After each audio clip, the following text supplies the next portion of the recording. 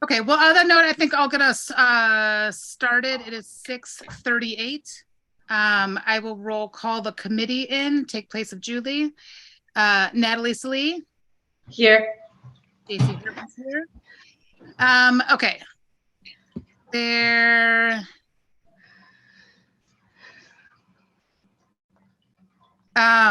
We will be holding the meeting through Zoom, according to the governor's proclamation. And I don't see any citizens for comments. So Aisha, I will turn it over to you.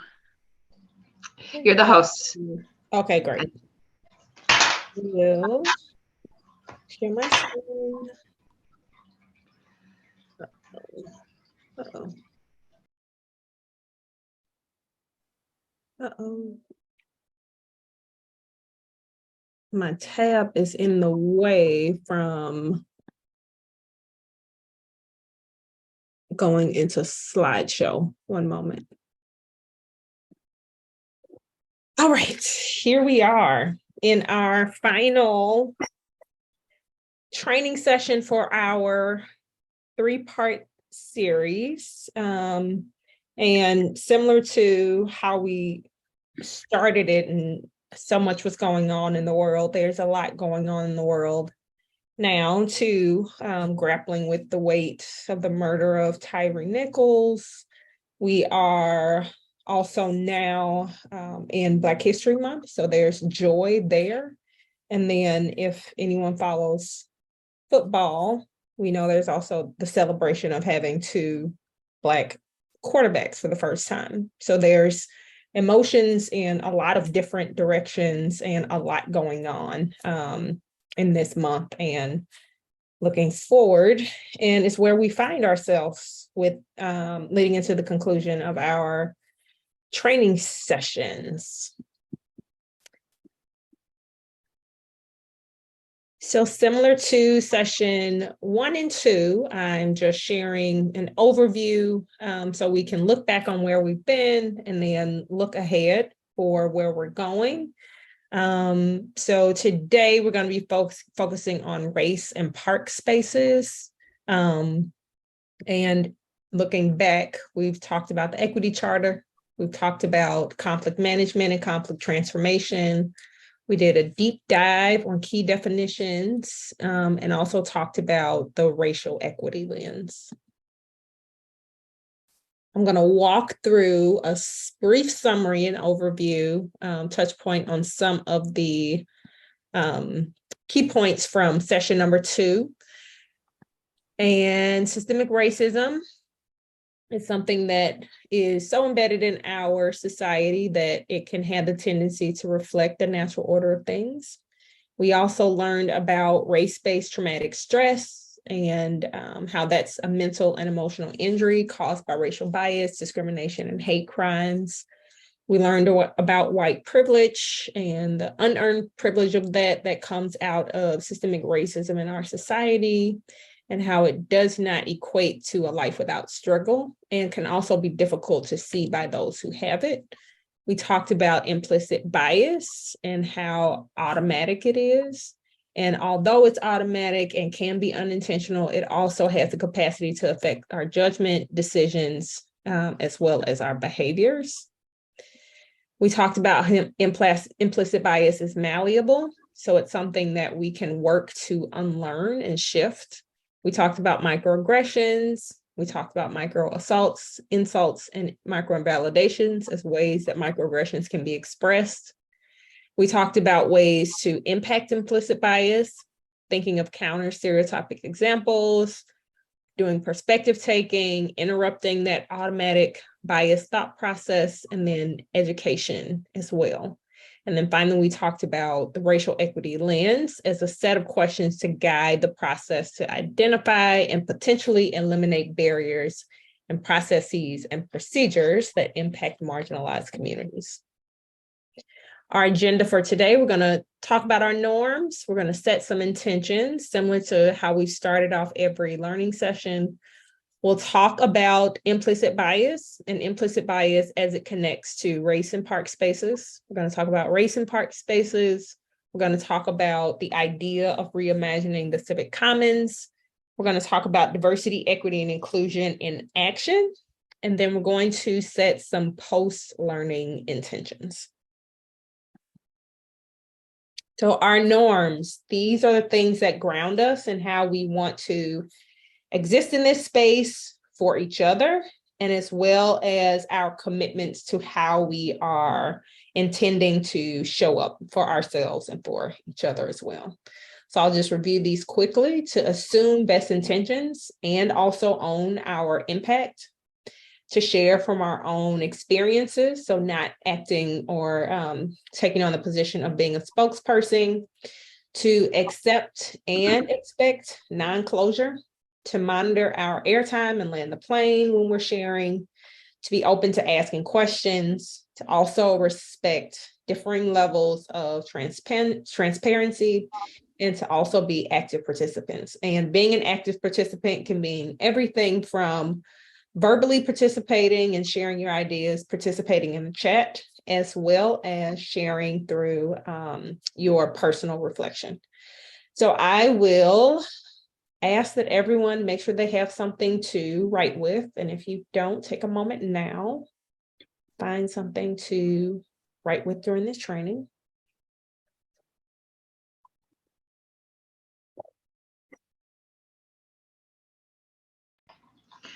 Aisha, Yes. do you mind if I ask you just a quick question? And I apologize if I just missed it in the last session. But systemic racism versus institutionalized racism, what is the difference between those two ideas? So let's come back to that. We covered it in the last session. So You covered that session is, yeah, we did. We addressed it specifically and went through all of the definitions. So if we do have time, let's come back to it. So No if problem. you could put that in the chat. Yeah, it's okay. I've made it through half of the last one and not entirely. So if I get to it, then that's fine. We don't have to take time. Okay. Thank you. No problem. So before we jump into our content, we're going to take a moment to bring ourselves more present into this space. Again, mindfulness is one of our tools that we can access to bring us more present, to increase and heighten our awareness, and to give us a moment to pause, to take a breath, to make a decision about how we want to move forward and approach a situation. So I'll ask that you just find a comfortable seated position. And you can either close your eyes or find a soft gaze. And as we start, I'll ask that you rest your palms either on the seat in front of you, perhaps on your thighs, or the arms of your chair, with your palms resting up and open towards the ceiling. And take a moment and just make one circle, rolling your shoulders up and backward to invite an opening across your chest.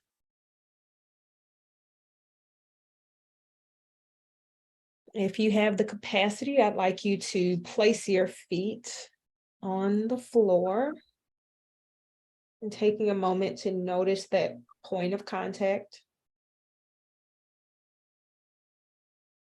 Noticing the sensation. You might note if you have on socks, you might notice your socks. If you have on shoes, you might notice the soles of your shoes.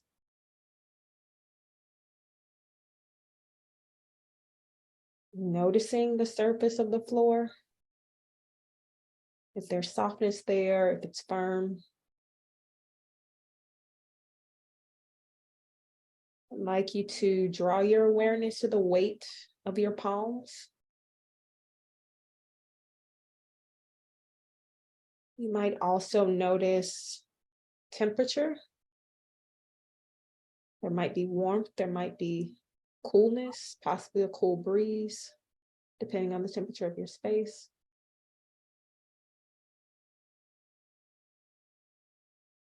I'd like you to notice your spine. There might be a point of connection here, your spine against the back of your chair or your seat. And then finally, just noticing the weight of your body being held and supported in that chair.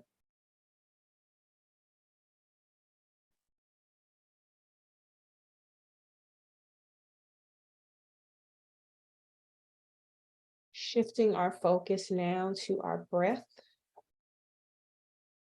Noticing how you're breathing in this moment.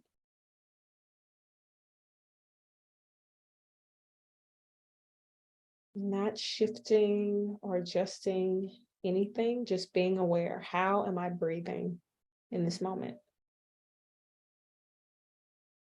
Noticing if your breath is shallow or if your breath is deep.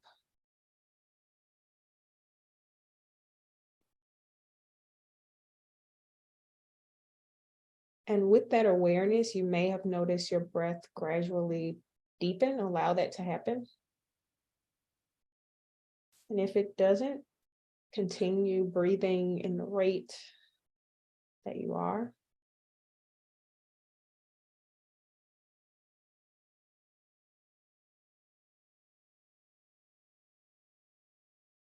From this posture and position, we'll be taking a few breaths together. We'll be breathing in through our nose and breathing out through our mouth.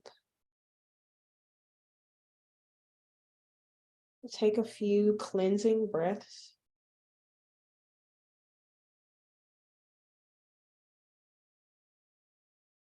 And now collectively, we'll be breathing in through our nose and breathing out through your mouth.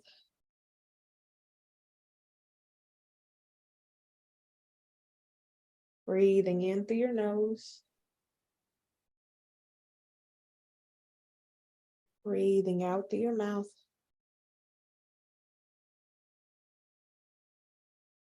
Two more breaths that way, breathing in.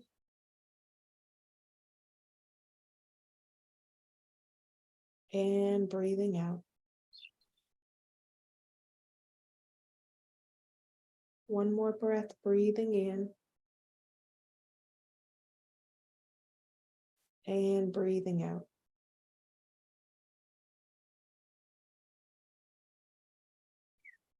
I'd like you to find a cycle of breath that feels comfortable for you.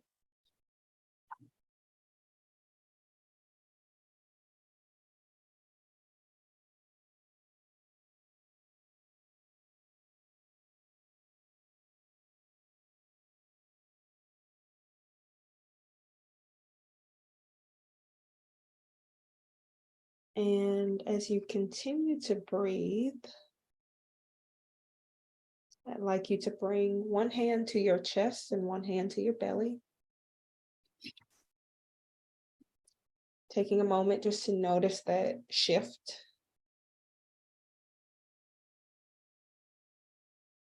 And noticing and sensing the weight of your hands in a different position, a different posture. You may now be aware of your heart rate.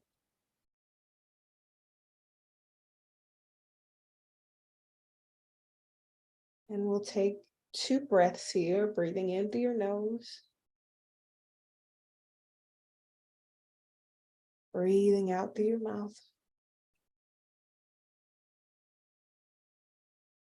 Breathing in through your nose.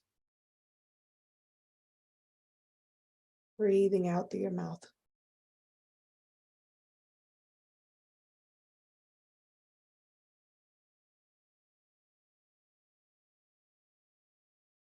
Leaving your hands in this position, I'd like you to blink your eyes open if your eyes were closed.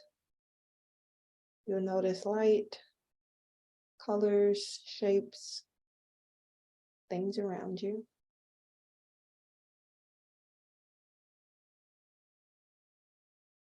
And we're going to take 2 additional breaths here. And our arms are going to join us in this breath. And hopefully everyone can see me.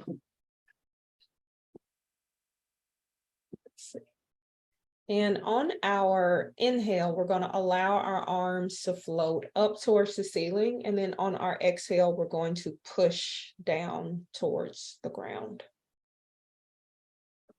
So taking a cleansing breath, breathing in and allowing your arms to float up. Breathing out and pushing down towards the ground. Breathing in and allowing your arms to float up. Breathing out and pushing down towards the ground. One more breath that way, breathing in. And breathing out.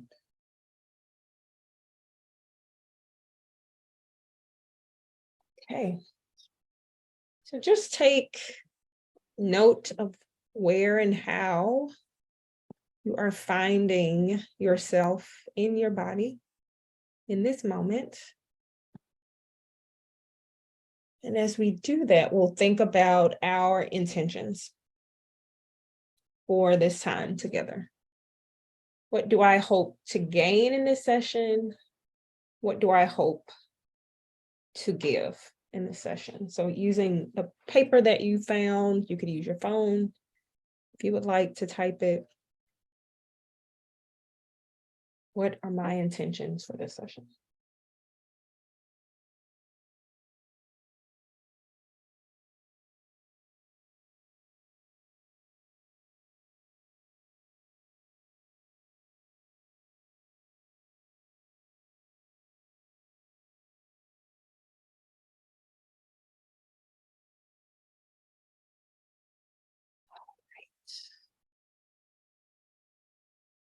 Okay. So I'd like to open us up a little bit differently from the past few sessions with a question. What does equity at Ridgeville mean to me? In this session, we're going to be focused on equity in park spaces and looking at race, and we'll look specifically later on in the session at least one race-based issue that arises in park spaces really across the country, and also data about access and who takes advantage of things connected to parks and park spaces. So before we jump into all of that and look at other places and then come back to Ridgeville, I wanted to take a moment just to consider this question of what does equity at Ridgeville mean to me? And you can write, you can unmute and verbally share, you can share in the chat.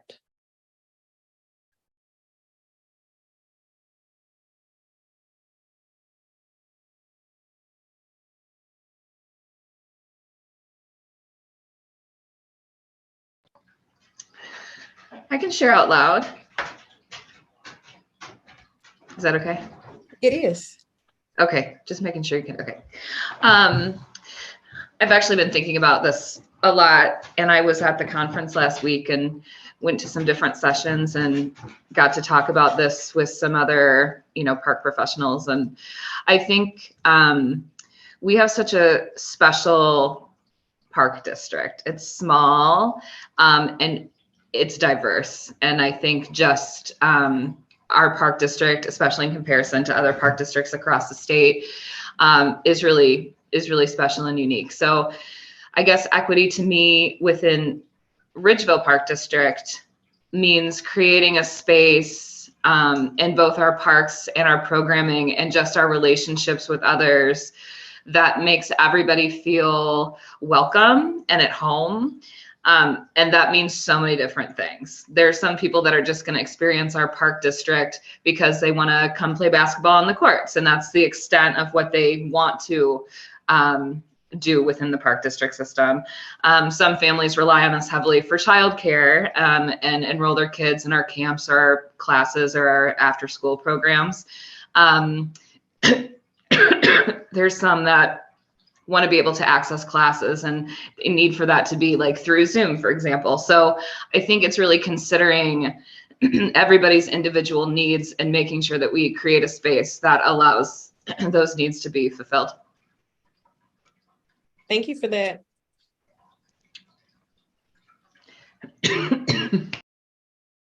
Anyone else want to share?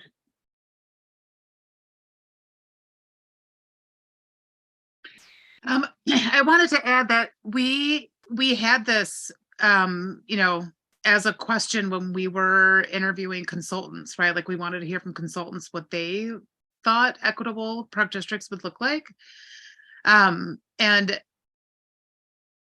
I don't know that we, as really a committee, or I don't know if the board has really asked, maybe people have asked themselves this question, but I don't know that we've had a discussion about, what this means and what metrics would we use to gauge if the park district is more equitable now than it was before we started the committee, right? Like, I think for me, this raises a lot more questions than it does answers, I guess is my comment. So it sounds like also a place to lean into to really identify metrics.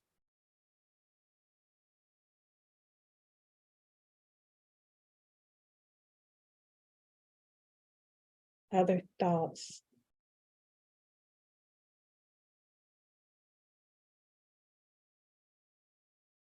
Okay. Oh, Diana, were you going to share? Oh, let me see. You're still muted. Yeah. Okay, there you go. Now, I think Natalie said it so succinctly. I was thinking of it in two ways, in the staff and in the programming. What's available, and do people feel the inclusiveness of the community? So I go with what JC and Natalie said. Thank you for that. Okay. All right, we're going to, like I shared, dig into equity in park spaces and thinking large scale, then bringing it back down to thinking about Ridgeville, and thinking about a topic, a specific race-based issue in park spaces that is pretty consistent across the country. It is important, I will say, that it's impossible to talk about land in America and land in general without acknowledging Indigenous people, specifically Native American people. And so the quote here that's on the screen is from Ridgeville's website. It's from the About Ridgeville tab, and it in the history of Ridgeville section. But what's important to note is that all national parks exist on traditional Indigenous lands. And that's something that we have to acknowledge as a starting place and a starting point. Does someone want to read this quote from the Ridgeville website?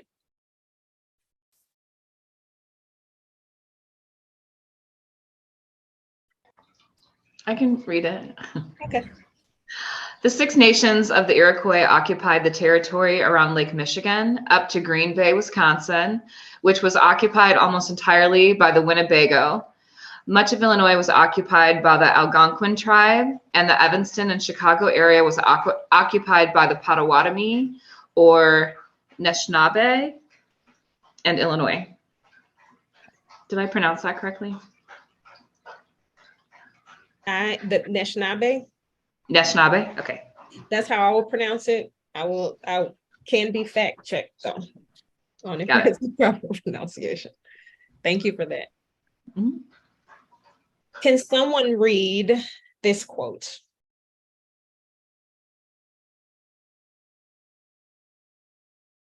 And it's a little bit longer.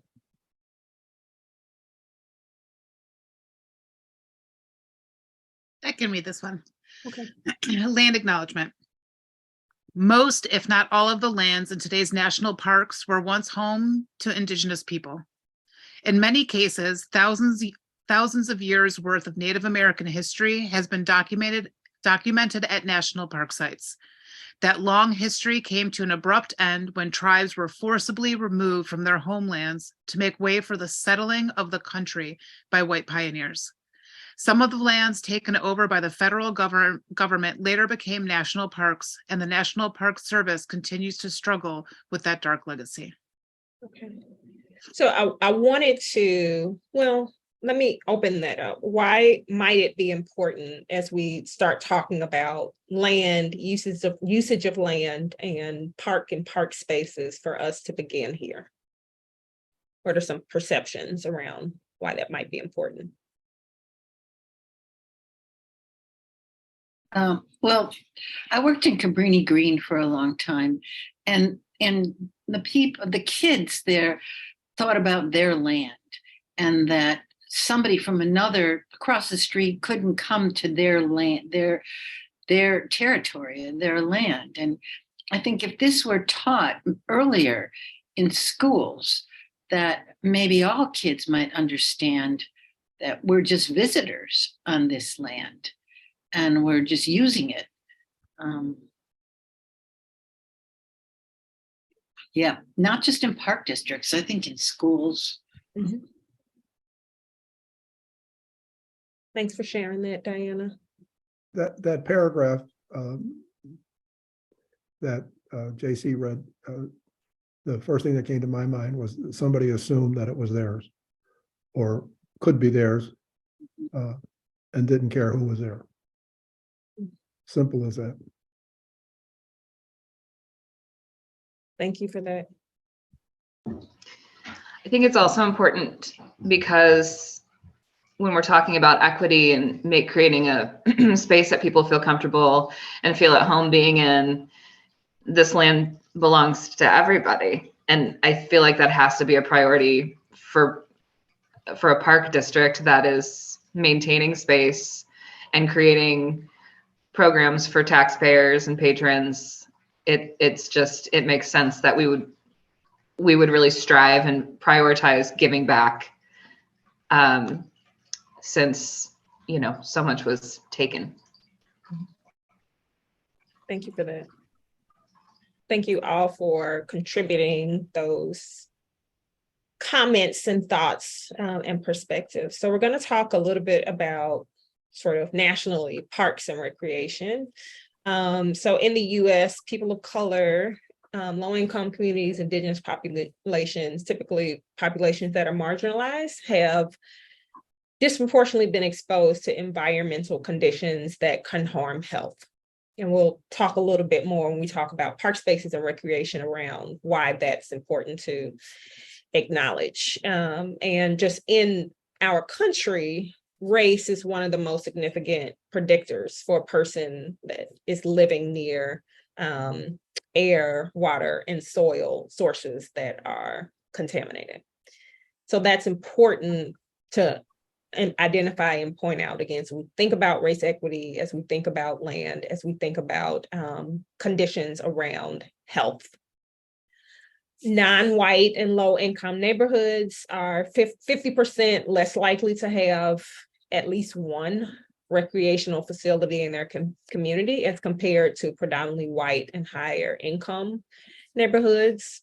And then when we talk about, again, marginalized communities, so people of color, people who are a part of LGBTQIA communities, immigrants, low socioeconomic status, people with disabilities often lack the opportunity to experience or engage in high quality parks and recreation because of two primary reasons. One, the resources don't exist near them. So going back to that data about access in communities.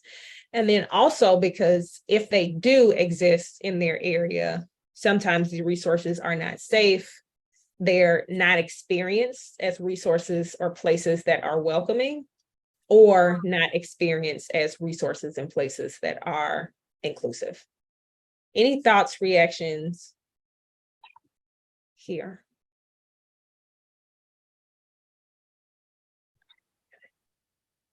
So when we think about that, and this is really connected to Natalie shared things that Natalie was sort of teasing out, our global why, that we want to be creating programs, public spaces where all are welcome.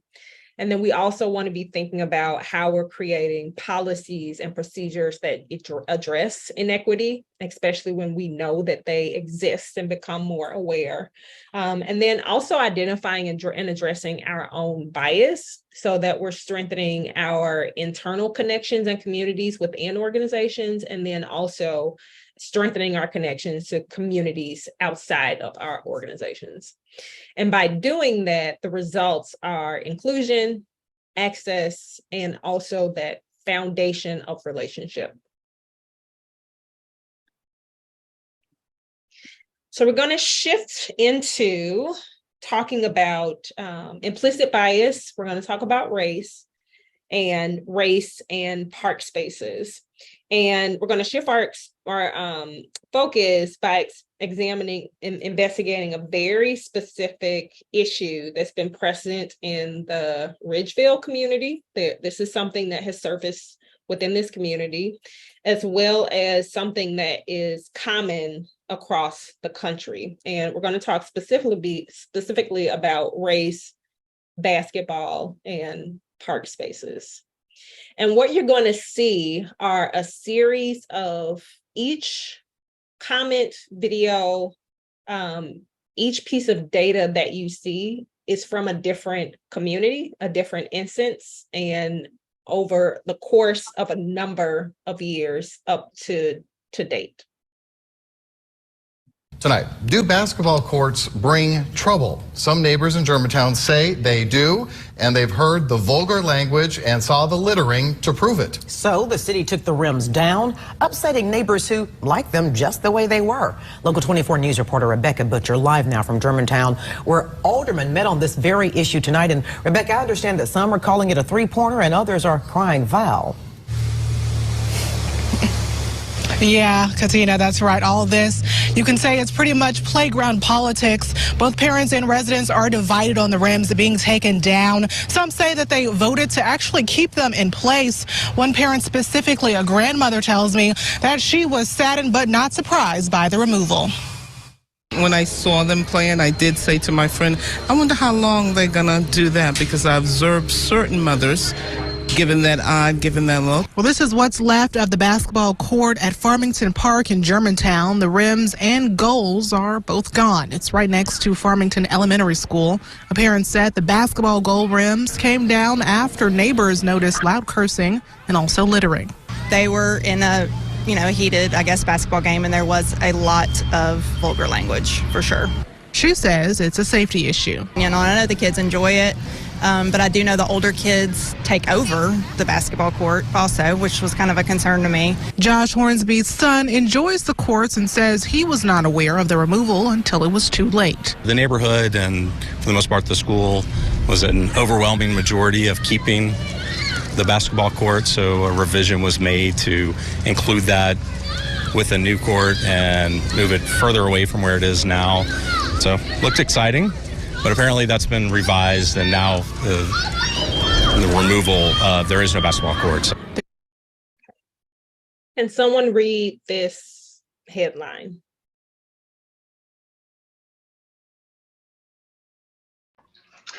I can. Township removes rims from outdoor basketball courts. Move was in response to complaints from residents about noise from and trash in the parks. Can someone read, this is a quote from an article. Can someone read this quote?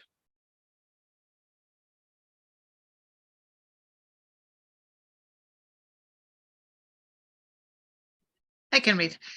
It's extremely racist that people are complaining that kids of all ages of a different race are making too much noise or just hanging around in designated areas. Dayton student Melanie Rosamando said in an email, "It's not just one race going to participate in these pickup games of basketball. It's everyone I know in town. Also, if someone bought a home near a park, they should expect to hear noise around there."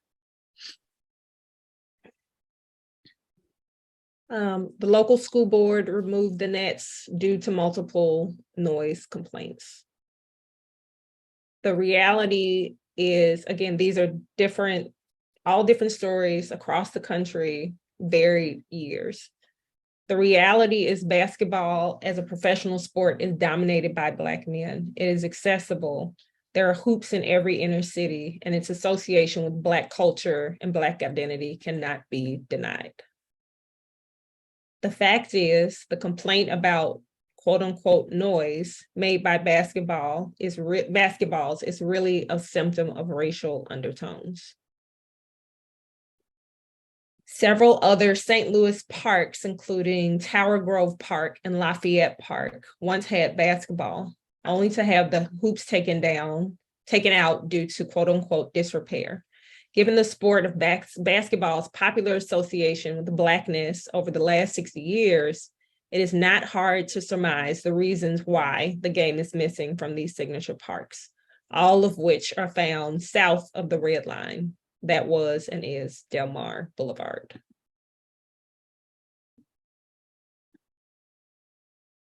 New law aims to keep basketball hoops up and tensions down in restrictive Maryland communities. Can someone read this quote? He added the decision to move the basketball courts in the first place was not an issue of race, so much as deciding basketball courts are less than ideal when they butt up against residential areas. No, not one person on this how do you say that? I think it's dais. Dais is a racist. I can't speak to the intent of the people who complained, said Vice Mayor Simmons, referring to allegations of profanity at the court's former location. Okay. So what are some of your thoughts or reactions from just experiencing this tour of different areas of the country seemingly having very similar tensions connected to basketball, perceptions of race, and the idea of also noise complaints included in this process, and who and how that should occur and happen in park spaces?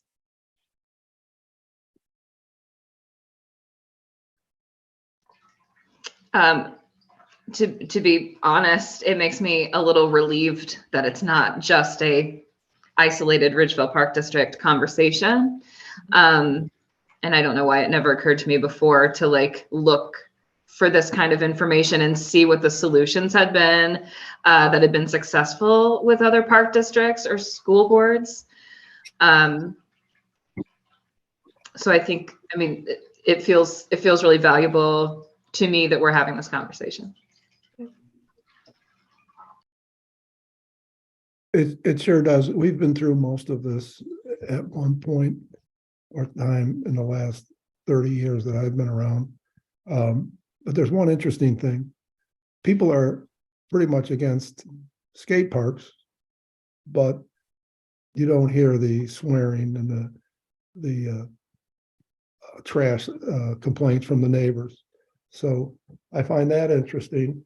But again, at Ridgeville, we've gone, this is like stuff we have heard over the last 30 years at different points in times. In fact, we had one basketball backboard literally 7 feet from somebody's kitchen window. And that was a major complaint. And we also had in the same park in the same park, can you guys hear me? Mhm. Did you guys hear me? Yes. My screen left real quick. In the same park, we had people complaining that nobody ever saw this in terms of staff, but direct confrontation and people throwing things at residents from the alley towards the building. So there's all sorts of issues, but the best place for a skate park is in the middle of acres and acres of land. And dare I say, the best place for a basketball court is not in between two buildings. But that's where it was, and that's where the issues were.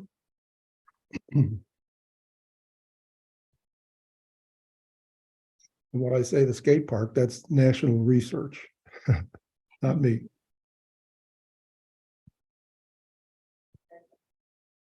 Other reactions or responses, and we already started to talk about this last reflection question of how does it relate to Ridgeville as well, with some of the comments that it feels similar. Like to a T, like not even similar, like to a T, some of the things that were said in the video that we watched or read, like those are conversations that have happened. I mean, just in my time there, and I know that I came after like an even larger conversation about the basketball hoops at one of our parks that Brian was just referring to. But the noise, the cursing, the proximity, or like the late nights, the after hour playing, and even the one that we read about, which I cannot deny, I shared the sentiment about buying houses next to parks is tough. Sometimes the noise complaints, we have a building behind Ridgeville that it's renters, it's rented apartments. And we certainly get complaints about, basketball and the skate park, but also just like children playing outside. So, like during camp time. So yes, it's definitely related very heavily to us. We've also had complaints about, I'm not going to name the park or the building, but we've also had complaints that there's people in the park. Yes. What's the problem? Well, there's people in the park. That's what it's for. And Natalie knows exactly what I'm talking about. And the park is not owned by your building. It's for everybody. And then the gentleman said, this is a private park. No, it's not. It's owned by the taxpayer. These are conversations we've actually had in Evanston, and not just by white people. It's both ways when it comes to peace and quiet in their park, which is not their park. It's everybody's park. Thank you for sharing that. Any other reactions, responses, and how this relates to Ridgeville? I think one of the pieces that I like that really stick with me is this idea of like language. I mean,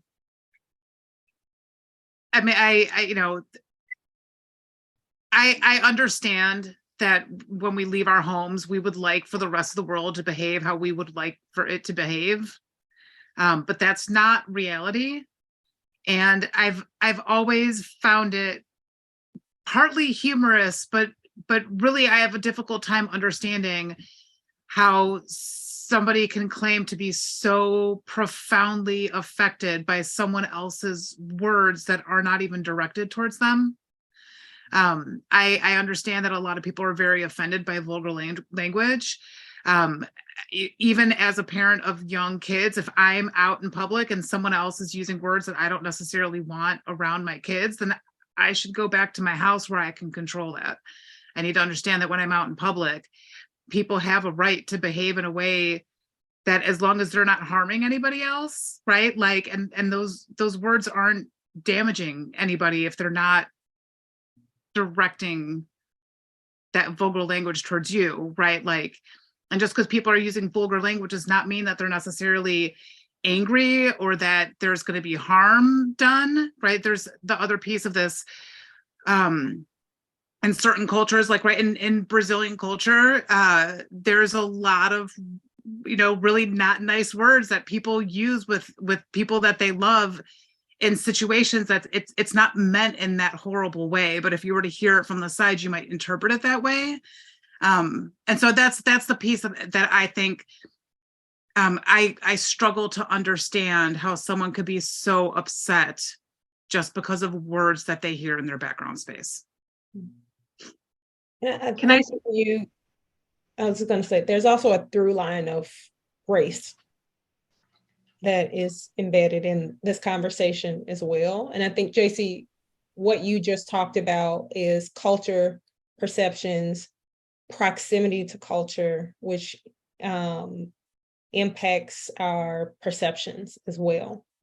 So things like noise complaints or what is vulgar language, or if something is loud and spirited versus loud and aggressive, those things are all tied to our perceptions, which are also tied to our bias. And in the country that we live in, all those things as well are steeped in things like systemic racism. Natalie, you were going to say something. I was just going to say, I think the cursing is the piece that I have the hardest part with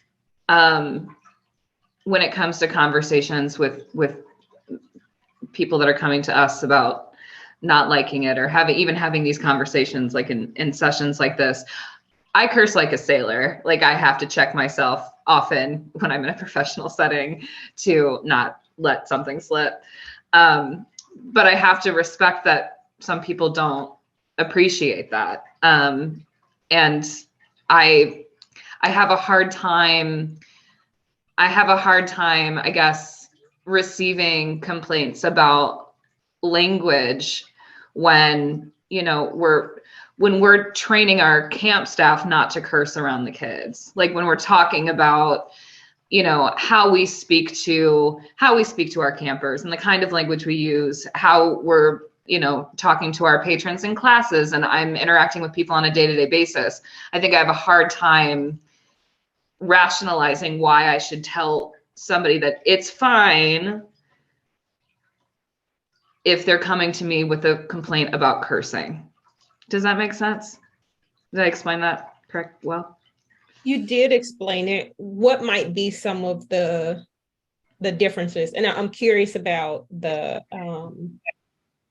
how you manage it. I don't know how to manage it. I don't know how. That's something, again, that's why I'm so glad that we're having this conversation, especially in this setting. I don't know how to manage those conversations because, like personally, like I said, I curse very frequently in my personal life, but I think professionally, I'm careful about the words that I use. And like I said, we teach our staff not to use like foul language around the kids. So when a parent comes to me at a public event and has a complaint that there's cursing on the basketball court or on the skate park or wherever, I have a hard time telling that parent, you know, it's okay. Because I have to respect the fact that she doesn't like that. And I don't know what to, I mean, I don't really have a solution to that, or like, I don't know what to do in those moments. I am hoping to learn today. I've had the same issues over the years, and we're not perfect. We make mistakes, but typically the best thing that I found is to be polite but direct. Like, gentlemen, can we tone the language down a little bit? Or we have a neighbor that marched into our office this year for the third year in a row and said, they're very loud outside. The camps are out of control. And I said, we'll see if we can stop the screaming, because there was a couple kids that just loved to scream, not in fear or anything, it's just their nature. And I said, but the camps are going nowhere. They're staying here. And then she turned and walked out. It's the last we heard of her. So sometimes being polite and direct has worked for me, but of course, you just don't know who you're dealing with sometimes. And again, we have made mistakes, but we try to improve from them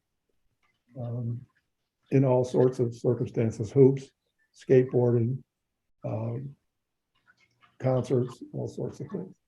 We have a neighbor near Ridgeville Park who used to be the greatest complainer, and now he's our greatest supporter. He just comes over and says, I think the activity is wonderful. You did a nice job. Thank you very much. And he still lives there. So, And what helped to build or bridge that relationship? I'm sorry? What helped to shift that person from being your greatest complainer to your champion?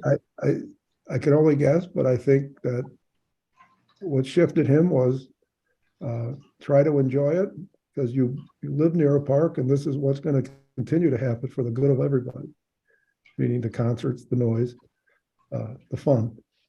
So he got over it. It's not his private park. Is it, well, we don't have to keep going down this very specific trail, but I am curious if part of what shifted it as well is relationship. That he developed capacity to. He trusts us now. Hear exactly that He waves to me every time I see him, and then if it's good weather, he'll wave me down, and we'll have a nice, polite conversation. Can I ask a question about that? I think that's the piece that I am missing personally. Like, whereas Brian feels comfortable or has at least like gone to received a complaint about cursing, let's say, and then gone to players on the court or to skaters or whatever and asked them politely to be careful about their language. I'm sensitive to these conversations, so I'm afraid to even do that. So when people are like having conversations with me or complaining to me about language being used, I listen and thank them for communicating. But then I guess I'm not sure what action to take to try to bridge the gap between allowing the players to play and feel welcome in the court and whatever that means, and also appeasing the person who's complaining need to not hear curse like foul language. I guess I'm not comfortable with that conversation with the players. That piece is missing for me. And I think that's where working towards being a liaison, that it's important for the people who are bringing the complaints to have an understanding of what happens in the park, to validate their experience and what you hear that they're sharing, and also for them to have an understanding of the parks and what is happening with the players as well.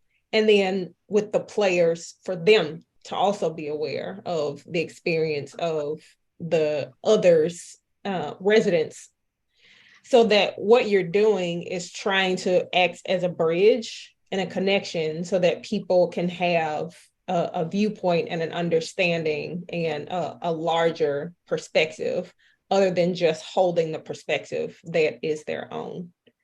It is, though, important for us to, when we're talking about this specific issue, I want to keep bringing us back to the through line across the country, regardless of the neighborhood, was an issue of race. And because of the society that we live in, because we're steeped in systemic racism, some of the tolerance levels, perceptions, and ideas are shifted because of that coloring that can happen. And so that's an important piece for everyone here to know and be aware of as well, and to have in front of mind. And it's okay to want to set a standard for how you want a park to operate and be. In order to set a standard, you want to have input from the community that you serve. And that means everyone that's connected and in the community. And so we have to develop the capacity to be able to go into spaces that might feel uncomfortable or different and share, hey, I want to share with you this, or ask for, this is the way that we would like for everyone in the park to engage with each other and be able to provide that information to everyone across the board. Mm-hmm. So I am going to, because we're talking about implicit bias right now, and we visited that in the last session, and implicit bias sometimes are the things that might get in the way of us moving forward in either of those directions, of saying something to a person who might come with a complaint, or say something to the person who has a complaint. There might be some things there for ourselves that we also have to, look at and investigate of why, what is getting in the way and what's stopping me. I'm not necessarily, Natalie, saying that implicit bias is at play for you, but in this situation, when we're talking about this specific issue and you see such a clear through line, it's important for us to look back and think about and talk about what implicit bias is. And so there are thoughts and feelings that we may not be aware of, or might mistake what the nature of them are about. So we have a bias. So thoughts and feelings that are implicit are when they're unaware. Then when we have a bias, rather than being neutral, we hold a preference in either direction, or an aversion for a person or a group of people. And then when you combine those two concepts, then we have implicit bias. So thoughts or attitudes towards people, or associating stereotypes with them without our conscious knowledge. And that's the part that's important to point out, and also to think about that implicit bias is it's a universal experience. We all hold these and experience them, and they impact how we act, react, respond as well. So we're going to watch a video here just to talk about what implicit bias is. Implicit bias. Implicit bias. Implicit bias. 2016 was the year that implicit bias went somewhat mainstream. Yeah, so when Hillary Clinton mentioned implicit bias in the debates, our phones started blowing up, all our friends started emailing us about it. But what is implicit bias? Implicit biases are basically thought processes that happen without you even knowing it.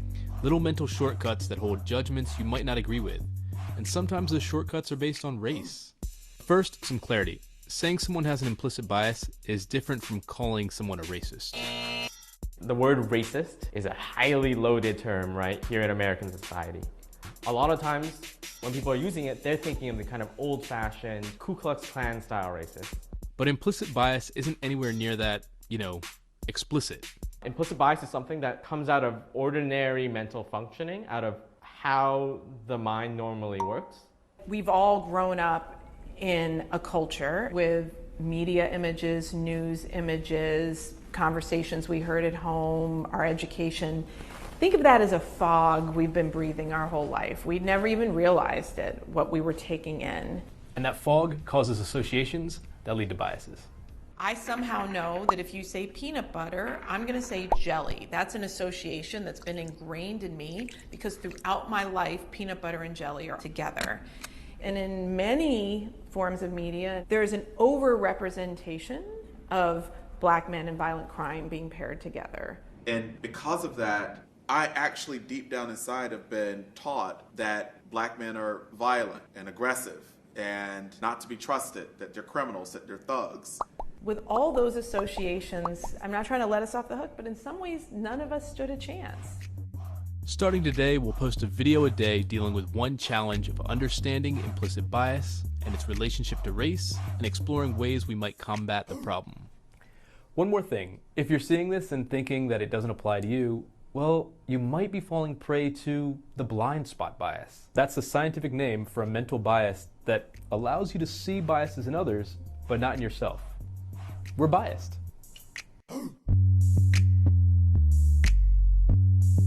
Okay. So reactions are responses to the idea and defining and talking about implicit bias.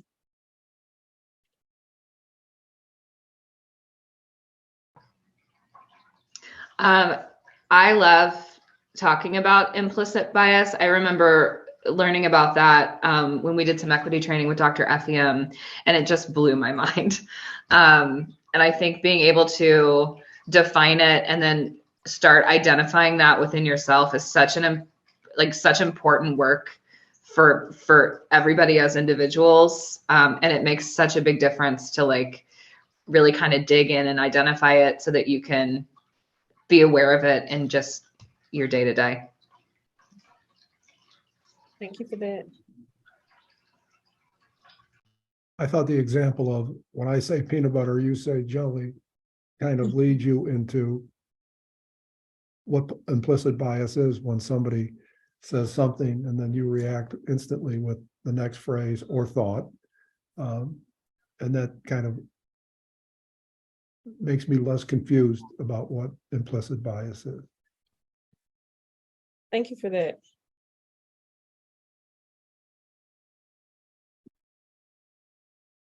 Another equity speaker, Biz Lindsay Ryan. I think I've mentioned her before.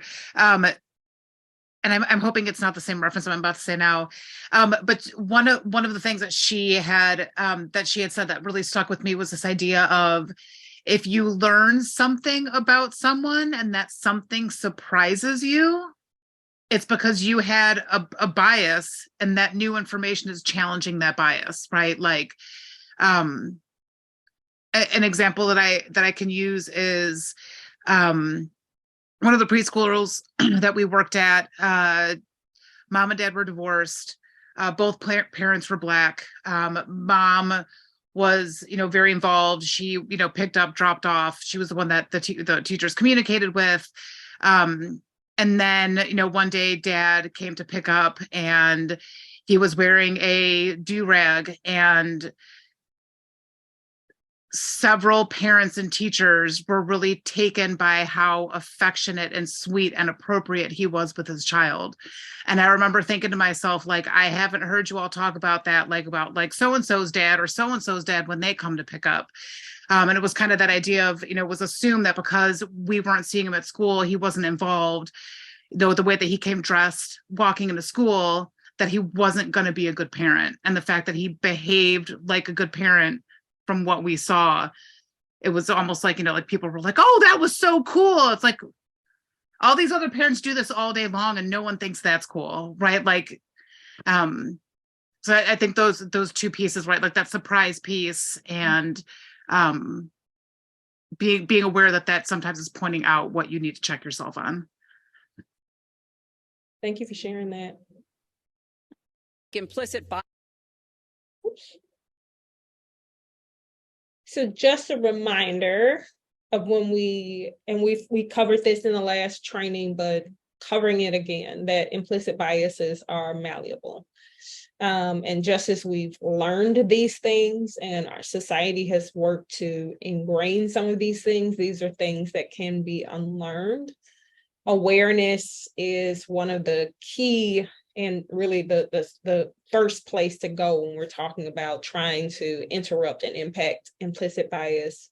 Thinking of counter stereotypic examples when they come to mind, when stereotypes come to mind, thinking of something that counters that stereotype. Being willing and able to take the perspective of someone else or the other person that the bias might be directed towards. Interrupting automatic bias thought patterns, and that can be through education, through placing yourself in situations where you receive different types of information that challenge what you thought or think to be the truth, and mindfulness. which allows us that moment and space to slow down our processes, slow down our responses as well, our methods to interrupt that automatic thought processing, and then education. So things like what we're doing here today and throughout this training series. We're going to shift to talk about race and park spaces specifically, and a little bit about the why. And this goes back to what I shared in the beginning about access to park spaces in general and their how it connects to health. So parks have the capacity to facilitate physical activity. Parks and park spaces can also offer psychological and social benefits. And then understanding how parks are used by different racial and ethnic groups can also help to inform how to make programs and spaces equally attractive to and used by everyone.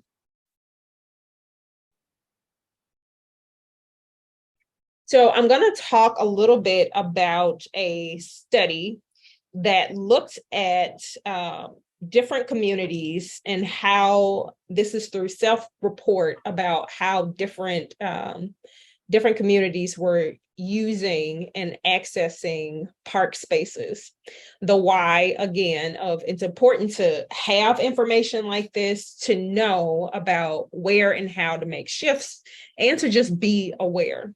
So there's evidence that suggests that racial and ethnic minorities are more likely to use park spaces for passive and social purposes more than white visitors to park spaces. So for example, non-Hispanic white visitors were less likely to attend a gathering of a family or friend in park spaces than non-Hispanic Black visitors. So Black visitors were more likely to be found in park spaces because of these gatherings and interactions and passively social interactions that you could have in park spaces.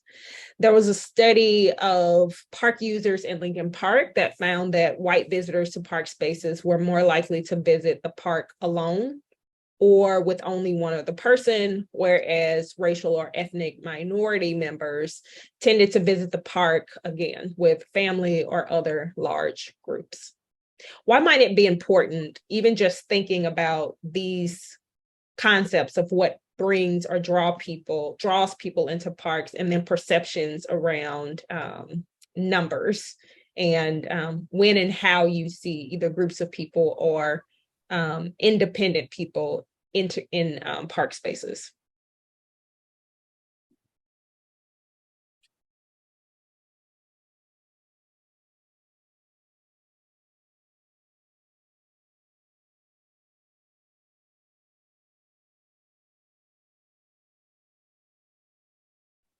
I think there's a lot of different layers to this. I think that because of financial and white privilege, white people are more likely to have their own outdoor space that they can use that's private. They don't have to rely on a public space. If they're having a gathering of family, they're more likely to afford some sort of rental that would keep them out of public spaces. In terms of numbers, as a person of color, I would imagine, and there's been times I've been in this position myself where it feels much more comfortable to be the quote unquote other when there's a lot of you, as opposed to when there's only a couple of you. I think it feels less likely that someone's going to come call you out and ask you to leave the space if you're in larger numbers than in smaller ones. Thank you for sharing that. I think it's also important to note that the numbers piece, what you're sharing, JC, is that there also can be negative perceptions when people see large groups of certain racial or ethnic makeup together in park spaces doing something that appears to be passive social engagement. So it's important for us to have all of these things in our consciousness and awareness. In the same study, this is the Lincoln Park study, minorities reported a greater tendency than white visitors to use the park for, again, so social and passive social activities. So Black visitors commonly reported talking and socializing in the park. Hispanic visitors commonly reported picnicking and watching organized sports. And then Asian visitors commonly reported engaging in organized festivals and parties. When we talk about location of exercise and physical activity, non-Hispanic Black visitors had a significantly higher odds than non-Hispanic white visitors of getting more of their exercise and physical activity in public parks and recreation spaces than at home. Hispanic visitors were found to be using park spaces more than would be expected. And so more than would be expected, this is in terms of the why of why people were using the park spaces than other racial and ethnic minority groups, which were Black and Asian park visitors. And they were using park spaces less often. So what the study said is that this suggests that greater effort needs to be made in order to draw Black and Asian visitors into neighborhood park spaces by adding programming and features that are more desirable to these subgroups, especially when you look at the reasonings for why these visitors were reporting accessing the space, which is for exercise, physical activity, social engagement, being connected to social groups and social settings. So with all of those reasonings for why Black park visitors will be in the spaces, they were not using the park spaces as often as you would expect or anticipate. Racial ethnic difference in self-reported preferences for organized recreation versus nature-based activities in parks was also documented in the study. And one study found that Black visitors were more likely to prefer organized recreation activities than white park visitors when you talk about nature-based activities in the park. So what are some of when we hear and think about some of this data and self-report of users in parks, some of that data was from across the country. Some of the data they specifically called out Lincoln Park, which is closer to us. But how does this connect to what we are thinking about at Ridgeville, and why is it important to know how users are engaging with park spaces? I feel like this information is really close to what I see people using our park for. I feel like we have a Hispanic population that does a lot of rentals in our facilities, and I've been trying forever to figure out how to let them know that we have programs and other things going on too. I'm learning about that, but yeah, it's just fascinating because I feel like that's all really, really accurate. I think when I'm seeing white people in the parks, they are by themselves or with their dog, or like sitting on the benches reading, or maybe with one other person. We do have families that come and play with their kids on the play circuits, but then I do see like larger groups of like Black teens that like use the basketball courts and that are there like being social in the summertime. So it's just really interesting. It's a really interesting report. And I also think it's cool to know this in terms of programming. That's been a conversation for a long time now, is like, looking at the demographics of the patrons that are taking our classes and why it is what it is. And it seems like this never ending mystery to solve, but that makes a lot of sense. I mean, if it's true that certain demographics really just want exercise, like I know there's a ton of opportunities to put like permanent exercise equipment in parks, like things that are like structures that are built in. If that's something that would be appealing, like that's something to look into. So yeah, I think this information is important on both the parks and the programming side of things. Thanks for that, Natalie. Other reactions or responses to looking at and hearing about this type of data.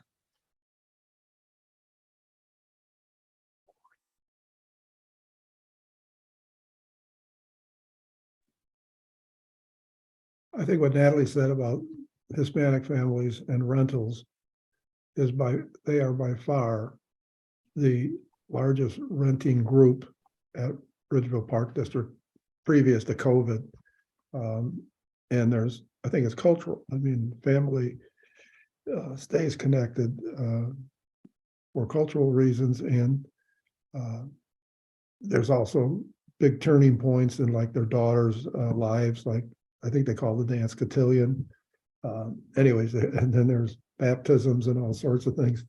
Grandma's birthday, and I mean, we have to tell them fire code's 55 because they'll come with 100. I mean, we just can't put them in the building. And they are by far, the Hispanic group is by far the largest private rental group we have. Second largest would be, in my opinion, it's not scientific, would be little kids' birthdays, mostly white families, but not always. Mm-hmm. In terms of rentals. Thank you for that. And I think sort of piggybacking off and then what Natalie was sharing, that having that information as anecdotal, or I mean, actually I don't know if it is anecdotal. I'm assuming it is, but how to make it a little bit more concrete, and then look at the things that are working and thinking about how can we increase access to in other spaces, and so that people are also taking advantage of other programs and things that are in the park district as well.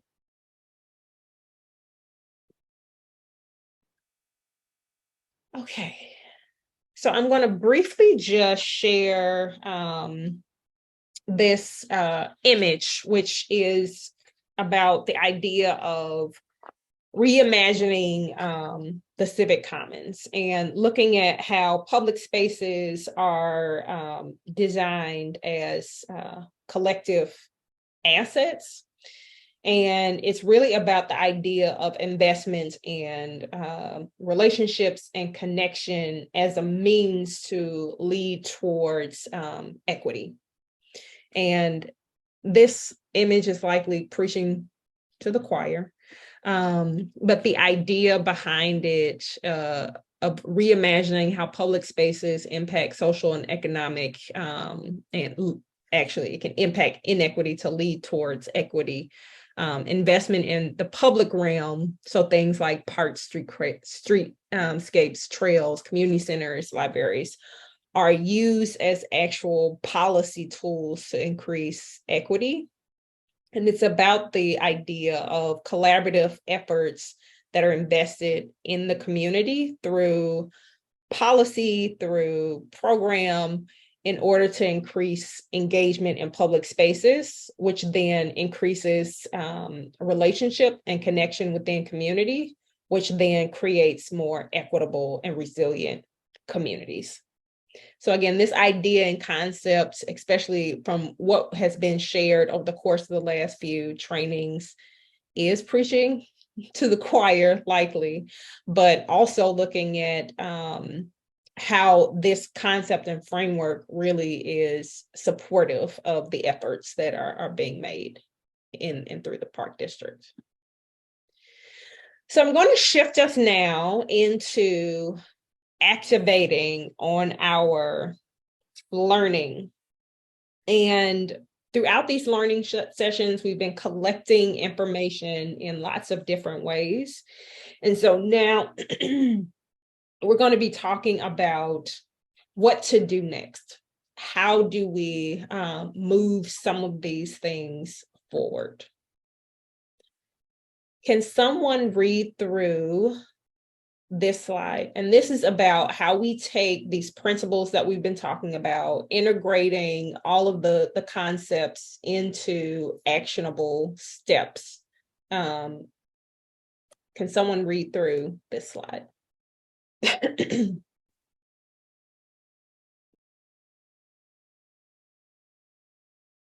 I can read. DEI in action.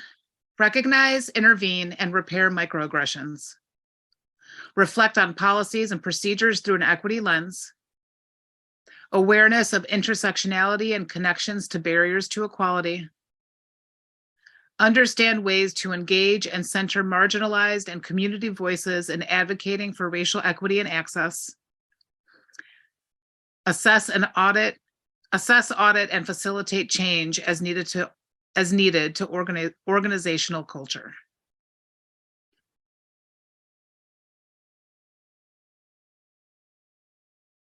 Can someone read through this next slide?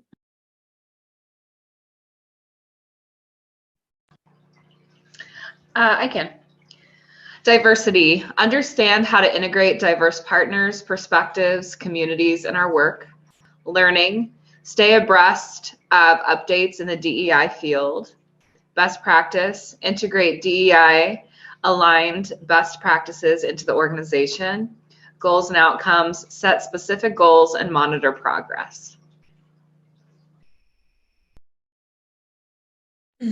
So when we look at these ways to start to make movement, what are places where we are already active and activating, and what are places where it would be useful when we think about our roles in Ridgeville, when we think about Ridgeville, the community in general, what are places that we need to lean in a little bit more? And I'm going to take us back to the first slide and then move us forward to the second slide. So just looking at this first slide, what are places where there's already movement? What are places where we need to lean in more to activate and advance on some of these things?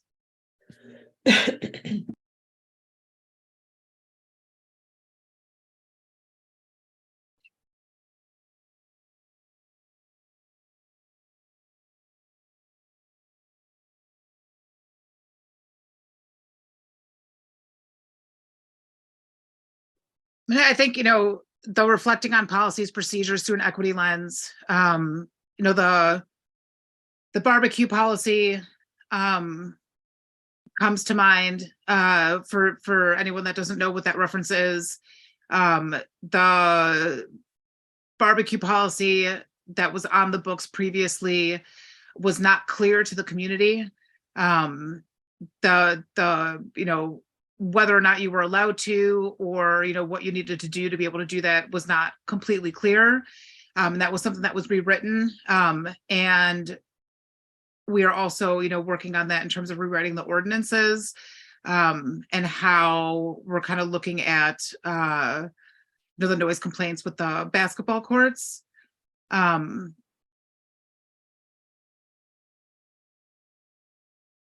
I feel like we need to do a better job connecting with the marginalized communities that are not utilizing the parks.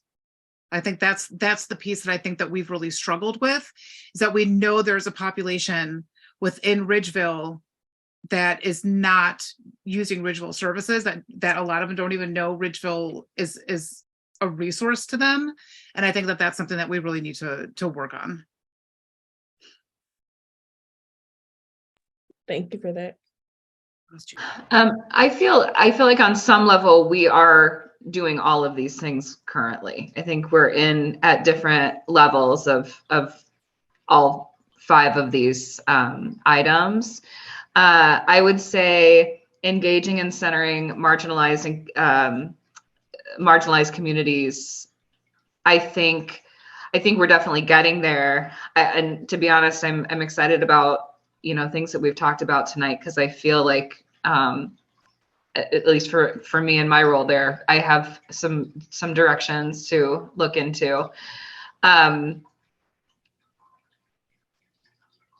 think the assessing and auditing and then facilitating change piece is something we could lean into a little bit more. I think it's important to recognize some things that we're doing well, and to lean into the communication and connection piece with our patrons a little heavier, the relationship development piece particularly, so that we can have some of these conversations on like a one-on-one face-to-face basis, and remove some of the guesswork for ourselves. I think sometimes in conversations that we have on the committee, or even, between staff or in board meetings, I think sometimes we make assumptions and decide that we think we know. And I think we'll get clearer answers if we can really dive in and just talk to the people. So I think we could lean into that a little heavier. Thank you for that.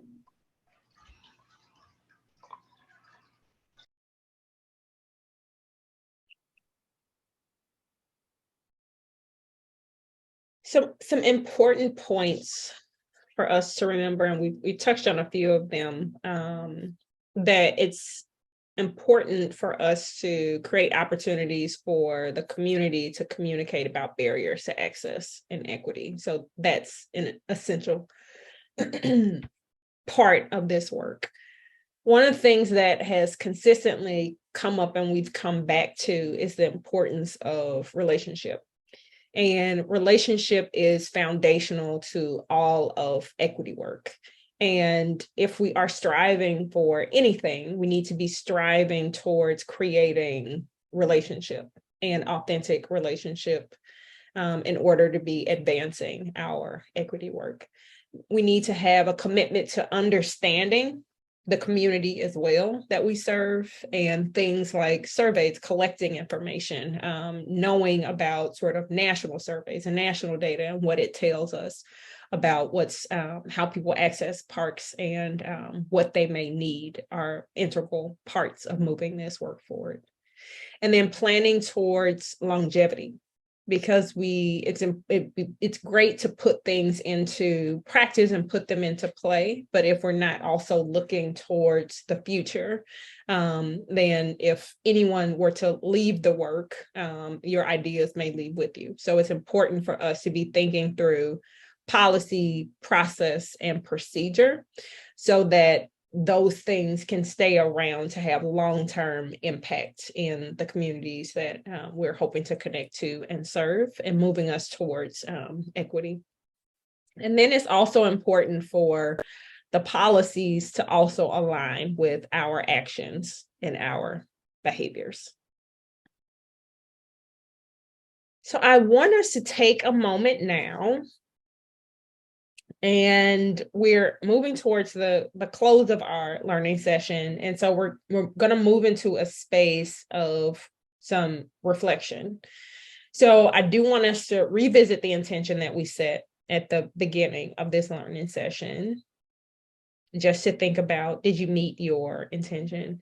And then this question of what are your intentions post-learning session, I do want us to take some time here to actively think about and come up with some really concrete next steps for ourselves. You don't have to share these. You can if you would like, but I do want us to take a few moments here just to stop and to each of us to identify some really concrete next steps and things that you're going to do after these learning sessions.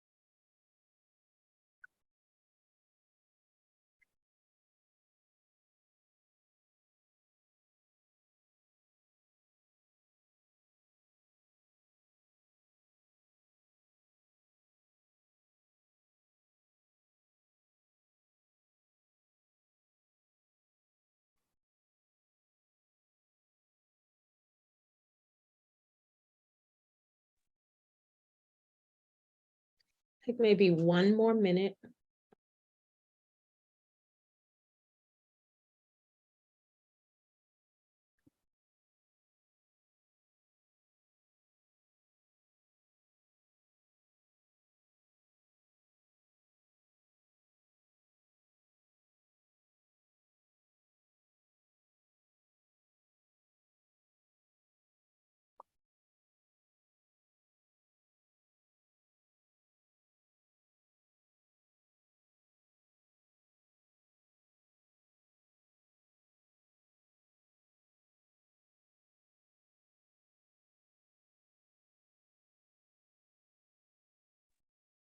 Okay, so I do want to create space in case anyone wanted to share their post-session intentions.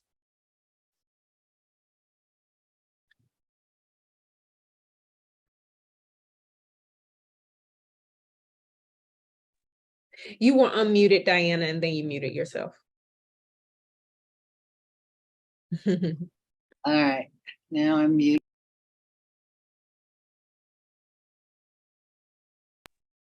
There we go. There you go. Yeah, well, I think as a on the board, there are many things to talk about, but three things that I really walked away with, which I believe can be shared at a board meeting, is the importance of relationships and hearing the other side of somebody's issues, and making space for these conversations, and discussing implicit bias versus racism. There are many things to talk about, but those stood out for me. Thank you for sharing.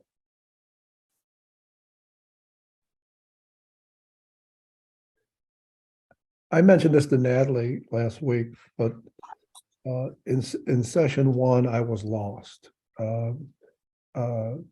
It moved too fast for me. Session 2 and 3, highly interesting.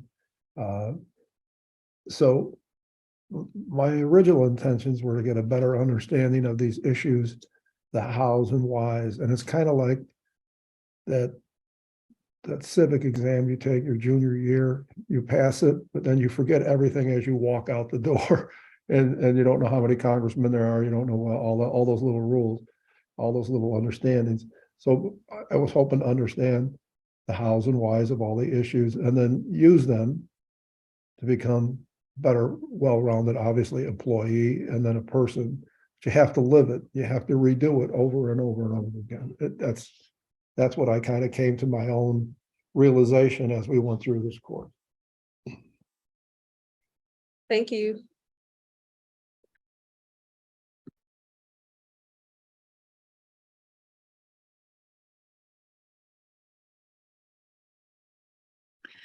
One of the things that I wrote down was kind of checking and trying to make myself more aware of my implicit biases.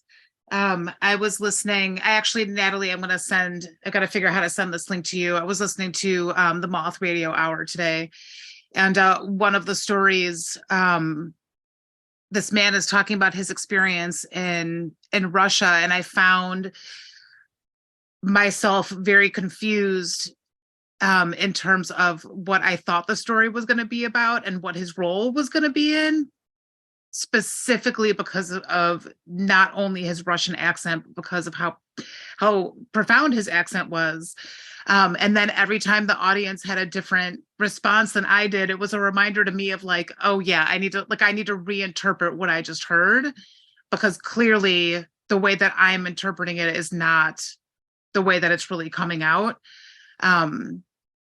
Just as a quick side note, the other story in that episode, I can't remember her name, but she was one of the women in Little Rock, Arkansas. After the initial 9 people, Black people went to the white school for the first time. They had shut down the schools for several months to try to stop the integration. And then there was another group of kids. So the middle story in that episode is the woman who was the only sophomore Black person at her high school and her experience going back to her high school reunion, which is a really good listen. Just a little side note. And Natalie, I will send you that link so you can post it.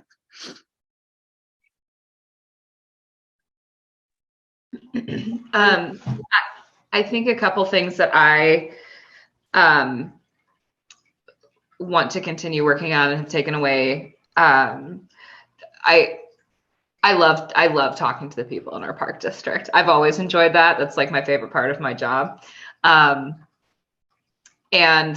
it's just such a good reminder that I just need to do it even more. Do it more and ask people questions and get feedback and like make those connections to them. I mean, I can send out surveys all day long, but like it just isn't as impactful to me as like actually making an effort to like forge those relationships with folks. So like, yeah, so this was a great reminder of that. Also, that I don't have to rebuild the wheel sometimes. Like, I'm so grateful that you shared those videos and the information about other park districts across the country dealing with the basketball hoops. I'm anxious to look into that more and see if I can find, you know, how some of these things were resolved for other park districts, things that were successful, things that were not successful. I know we're talking a lot about this in the Ready Committee right now. So I'm interested to bring this conversation back to the committee and share some updates with some programming that I have coming this summer on that front as well. And then I think just a personal thing, I feel like I'm so empathetic.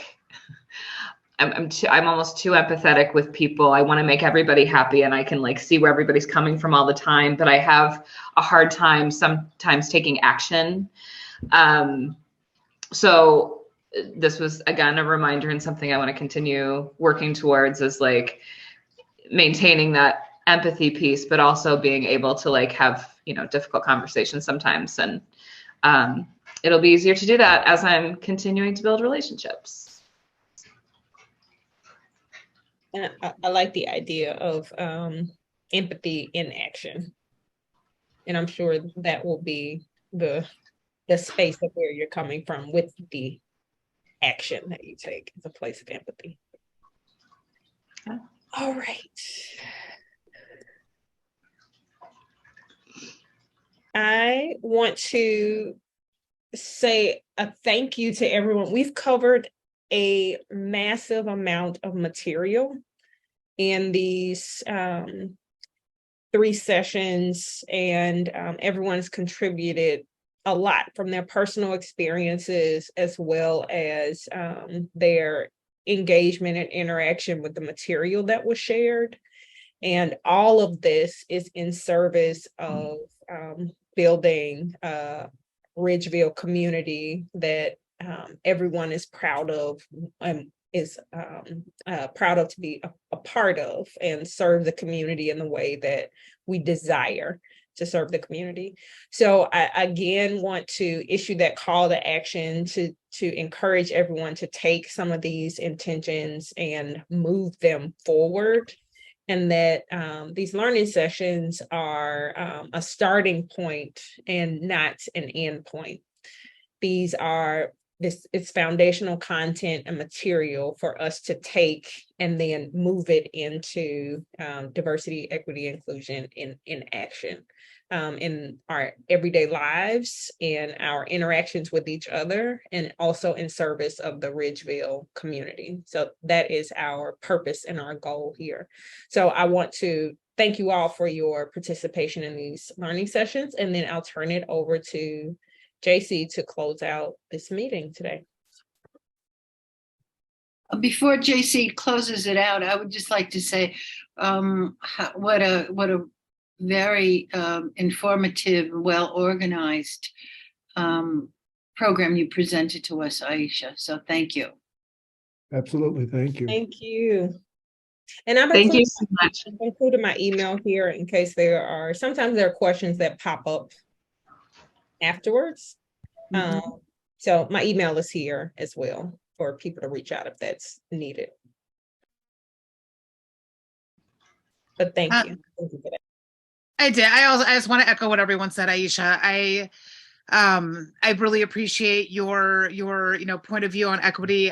The fact that these last 3 sessions were so specific to Ridgeville, I think was really powerful. Especially, I mean, not that I've done a whole ton of equity training, but at a certain point you kind of just go over the same general points, and to have them interpreted through the lens of Ridgeville, I think was really important. And I'm hoping that this will be really effective. I think it makes it easier for us to take what we learned and put it into place.